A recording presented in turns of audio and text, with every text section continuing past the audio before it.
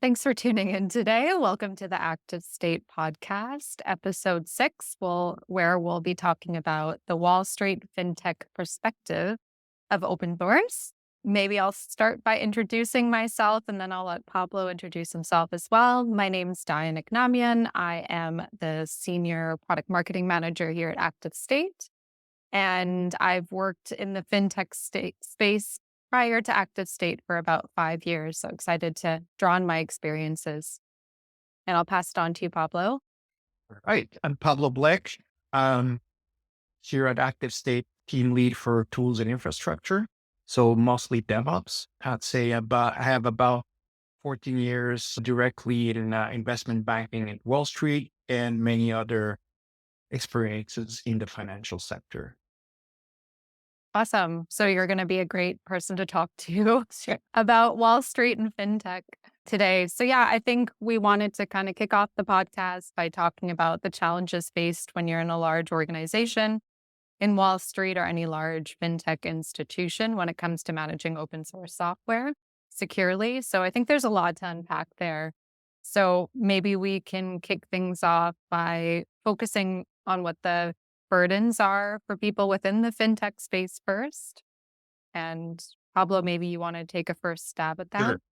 So one of the particular things about anything that's financial industries is that everything is accounted for by dollar sign. So whatever project you do, whatever things happen, there's a dollar sign attached to it. So you can't, if there's a mistake, there's a data leak or anything, there will always be either financial fines, or it could be a reputation loss. So you will get less interest. And obviously when you're on Wall Street or any financial industry, your reputation is everything. I mean, I wouldn't trust my money with somebody who's got a shitty record, or somebody at the corner of the street says they're the wallet inspector. You're not going to pass your wallet. You want to make sure that whomever's looking and holding your dollars put that the highest importance. So Wall Street, like any other industry, is very dependent on open source because there's a certain level of maturity. There's also, you don't want to reinvent the wheel when you're or any kind of industry. So you can find talent that has already experience or whatever tool you're using, whatever language you're using. And that makes it much easier to actually be able to keep your operations afloat. I've seen some Wall Street firms develop their own programming languages, and obviously trying to find people to actually work on whatever the firm did is surely complex and time consuming. Mm-hmm. Yeah, absolutely. I mean, I definitely have to agree that I think FinTechs struggle with building that brand trust.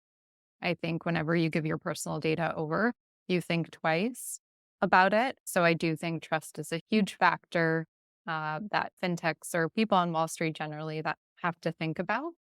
And that is also trust in the tooling that they're using to secure your data. So I think that's also why looking into the open source software and open source infrastructure that these large institutions are using is also becoming more and more important and more interesting for the consumer. So maybe we can speak to that a bit more as well. So open source by default has there's the model attached that whatever code gets submitted, there's an oversight from everyone can look at what code you're running. So it gives a certain transparency that you do get an enhanced level of trust. I mean, it's not security trust, but rather through transparency. So if there's something that goes wrong, people can look at it, change things as they go. And it's this community also feedback and feeling that makes the open source world progress. Comes with its own sets of challenges because of you're dealing with an open model. So anyone can hijack the process in a malicious way if you get a bad actor, and we've seen that with some of the recent exploits, like the XZ library, and it's one of too many that anyone with a bad intent can actually hijack the process. So it has its pros and cons. I personally think it has more pros, but it's yeah. Yeah, I mean, I think that's for me, that's a very interesting point to maybe dive into a bit more. I have a stat right in front of me from Finos, which is the FinTech open source foundation that said that 78% of organizations in the financial services industry reported an increased value in open source compared to last year. And you just mentioned open source, there's pros and cons. Why do you think there's more and more people within the fintech space adopting open source? Maybe you can speak to some of the pros that are forcing this. Of course. So the knowledge base available out there is much greater than if you're doing anything that's a private or something that's closed source. So if you're, and it's not just because the documentation is out there, but also when you meet people to work on these projects and you're in a staff augmentation or any kind of process to actually get your deliverables done, you have more chances of finding somebody who's touched whatever project you're dealing with. For example, Python. I mean, it is a common known language, and you have a lot and access to a large pool of skill sets that are out there when it comes time to implement your project. Yeah, no, so I guess the speed to implementation is probably one of the biggest benefits of open source. And I know we've talked about this before that a lot of financial institutions are heavily regulated. People work in silos. They just don't innovate as quickly. So, do you foresee that still being an issue for teams within the fintech space to innovate? Oh, of course. I think this is why FinTech and Wall Street took such a heavy investment in open source, because it's much easier to innovate when you have a pool of hundreds of people contributing all together to actually make something great, versus you and your own company trying to reinvent the wheel. It is very beneficial. Now that obviously comes with its own sets of challenges where, as I was describing earlier, the XZ library that is used by SSH. So pretty much every single system out there relies on XZ. I mean, you're Mhm. using a phone, it's probably has it. So one of the challenges with open source is the level of dependency. So you might be using Python, but underneath Python, there's hundreds of dependencies that are all linked together, and one dependency calls another and another. I'd like to think of this like an iceberg. So while you might be using Python, that's the tip of your iceberg, but underneath it, there's hundreds of other dependencies. And it's pretty hard to know which one got altered, which one got modified. If you just go and download something off the internet, Mhm. the XZ was a fairly advanced level of modification and vulnerability that was introduced, that it just opens the discussion to the level and how cautious you have to be when dealing with open source. Yeah. No, that makes a lot of sense. And I've heard this term of what is it? Gosh, now I've lost my train of thought, but it's citizen developer. A lot of people who are maintaining open source are doing it on the side and it's not their full-time job. So maybe we could even take a step back and speak to what security looks like at a fintech, what the structure is. Cause I know at one point we talked about people working in silos, and that makes it harder to find or observe threats. So, given all your experience, I wonder if you could talk about the security within. Of Uh, course. So the fintech world is heavily segregated, and it's by design. So you want to have various levels of controls whenever you introduce a change. Any change has to be approved by more than one person. So it's a two key turn principle that you have in various military designs. So you have one group or one person introducing a change, and obviously you have somebody who's going to appear that's going to review it under a different organization. So that way you ensure that there's always an oversight and there's not a conflict of interest. There's many cases in Wall Street where this guy or somebody decides to introduce a change that will, we all heard about the story about changing the fraction of a payment into a different account. So mhm. that prevents that measures. But obviously this creates more complexity. because you always have to have some redundancy. The person introducing the change and the person approving, they both have to properly understand what's going to happen. So it is a very complex and lengthy process that results in a lot of red tape. That makes sense. I think that also makes it harder somehow to actually introduce new tools or introduce a new process because there is a lot of red tape. So I think, yeah, that could cause some issues as well. Maybe I can. So one of the dealing with in terms of security, the gold standard in order to track anything, are CVs. The problem with CVs, and when you take the approach of the iceberg I was mentioning earlier, is that you will get your CVs for your top binary, but you will not get the CVs for everything underneath that iceberg and all the dependencies because you lose track. And that is a very complex problem. And obviously, when you have hundreds of dependencies, how do you track that? How do you make sure that everything links together and you have a global overview of what changes you're introducing and what possible changes might impact your security. And let's be clear that there's no such thing as perfect security. You have there's always something that might introduce a possible vulnerability, but you just have to be aware. And then you can go through a regular process of a risk acceptance if your system's pretty isolated, or you might just want to fix that dependency underneath the iceberg. I absolutely agree. I think it's impossible to achieve 100% risk-free environment. But, you hear this term secure by design swirling around more in the ecosystem as Mhm. well, because I think a lot more organizations are trying to secure themselves at the beginning of the software development lifecycle or within their architecture and take a bit more of a proactive approach now to security and fixing it further down. So it's a great point because by originally security was not introduced. I mean, if you look at the internet, the way it was designed, the first email worm in the 80s was because there was no security by design. It was Yeah. just a couple of universities linking themselves together, putting mail systems in. Okay, great. I mean, we all trust each other. We all have work in good faith, but it's not the case today. The XZ library definitely showed that very clearly that you can't just go and trust whatever you grab off the internet blindly. And it's a very lengthy process to keep everything tied together.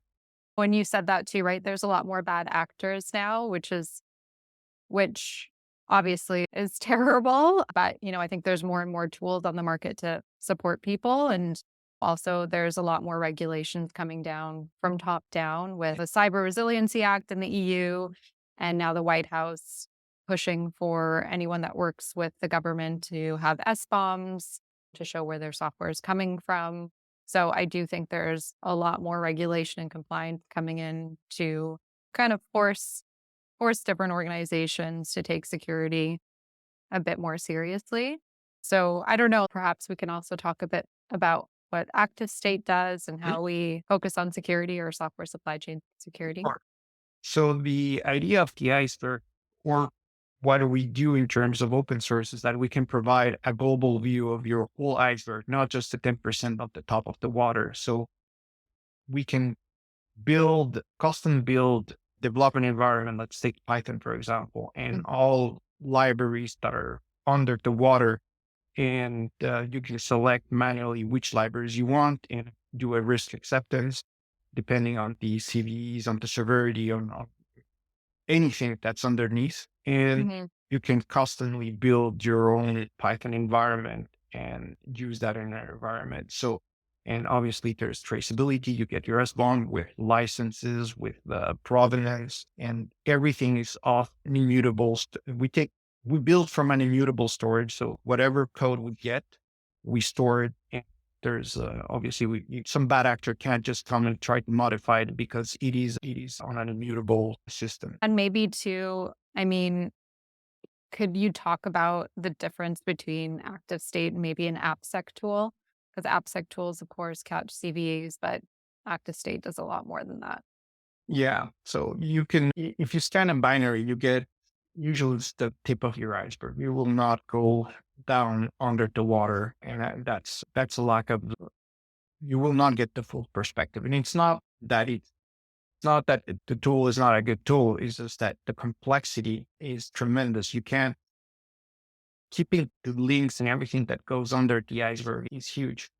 This has been attempted before. There's a various open source projects. Like if you look at the FreeBSD system where you can build everything, a binary custom made and compile everything, all the dependencies, and you can select which dependencies you want. But again, all of those binaries, that source code, which we do with the ActiveState tool platform, they're all downloaded from the internet versus us that we keep this in an immutable storage. So yeah, it's great. You can have ways to compile your own binaries and know what you're putting, but you still don't have, you can still get some injection or some malicious actor modified what you're getting off the internet. And that is the danger. It's the same thing as you downloading a binary from the internet. You still don't have the full provenance. Mhm. And you're be able to scan the tip of the iceberg, but you don't know what's underneath. Mhm. That makes a lot of sense. I mean, we were kind of talking about this the other day and you used a chocolate analogy. I don't know if you want to share that, but I thought that was really great. Oh, go ahead. Oh, yes. Yeah. I was thinking probably you have a kid. Normally a kid will see a chocolate on the street, will pick it up and try to eat it because, well, it's sweet and uh, it's there, it's free. So, but probably most of the time, nothing will happen. But there might be a time where you might catch something, or there might be something unusual, and it's a bad idea. Generally, it's a bad idea too. But I mean, the dangers most people are used to do because there hasn't been any consequences. But it's something to be aware of. Most of the time, there's no consequences. But if you think about other ways, some industries have tried to put some mechanisms to prevent this from happening. You have Microsoft that signs some of their binaries, so you have a bit of some assurance of where your binary comes from. That there is some company that looked and has some building process, but still, it's not a bulletproof mechanism. That's the reason behind ES bonds, because whenever you implement anything, you have the whole story, the whole picture of your iceberg, not just the tip. Versus if you grab a signed binary, okay, fine, some Microsoft sign your binary, but you still Mhm. don't have the full story. Yeah, I think like we put in implicit trust right now in open source, which is, I guess, the issue because there's more and more malicious or bad actors out there who Mhm. are using it for the wrong reasons, unfortunately. And that's just the state now that's changed. Open source used to be safe, but it no longer is safe. So it's something that every organization, especially within the fintech world or within Wall Street, where you have more personal customer data at risk, that you need to start thinking about securing your supply chain. Oh, of course. Right. It's a fairly complex problem. Wall Street has invested a huge amount of money and effort because they've seen this for some time already, that the anything that affects their software supply chain might have a bigger impact, but in terms of reputation and again, money loss. But when we look at the amount of money, it's tremendous. Trying to replicate what, again, it's Wall Street, they have, the, your financial backing is much bigger than most companies. And there's a complexity also to maintain such systems. I was describing, for example, the FreeBSD system that does something similar, or Gentoo back in the days under Linux, but you still are grabbing things off the internet. So it's a complex problem with multiple dimensions. There's no perfect solution. We took an approach that tries uh, to successfully deliver a lot of the check marks on making sure that whatever is downloaded, whatever is used, whatever artifact has been vetoed, has been stored, and it's on an immutable storage. That's the important thing. No one can come and modify it at will, and then you end up injecting something. And while your version 1.02 might have been right, somebody goes and changes it, bad actor, and then it propagates across the world, and anyone that's using it becomes suddenly vulnerable. Mhm. Yeah. And I think we touched upon this a couple of times. There's no perfect solution, but I think it's just important to start acting or making some moves forward versus staying complacent and hoping that you're not one of those people that's going to get hacked. Yeah. But You don't want to be the Sony's of Sony when they had yeah, wasted issue. I mean, and it's a broad problem that I think needs to be looked and taken more seriously. And the new regulations prove the point that if people are not willing to take action, well, you have to get a law to actually have some consequences. And it's, I say, I would have hoped to have maybe more consciousness on the problem before you get a law, because at the end of the day, if your company or anyone gets a vulnerability and it gets exploited, you end up having a loss of reputation. Mhm. That's equates to dollar signs loss. So it's not a what you're delaying today might cost you way more in the future.